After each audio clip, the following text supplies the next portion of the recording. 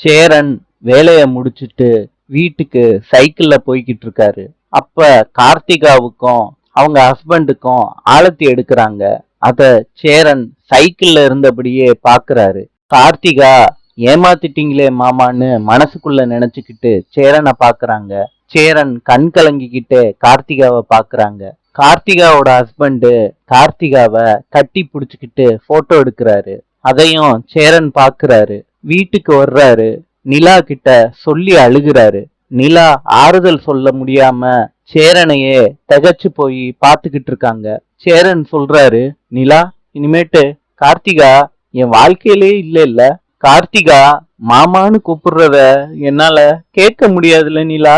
பாண்டியனும் சோழனும் சேரன் கூட சாப்பிடுறப்ப கேக்குறாங்க, அண்ணே நீ ஓகேவா?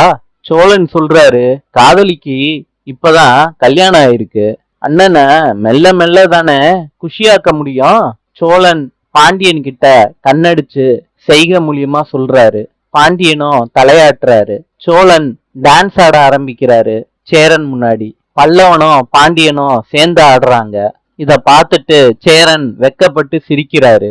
நிலாவும் சிரிக்கிறாங்க. சேரனையும் ஆட கூப்பிடுறாங்க 3 பேரும். சேரனும் ஒரு குத்து டான்ஸ் போடுறாரு. நிலா சிரிச்சுக்கிட்டே கை தட்டுறாங்க. நாளை சந்திப்போம்.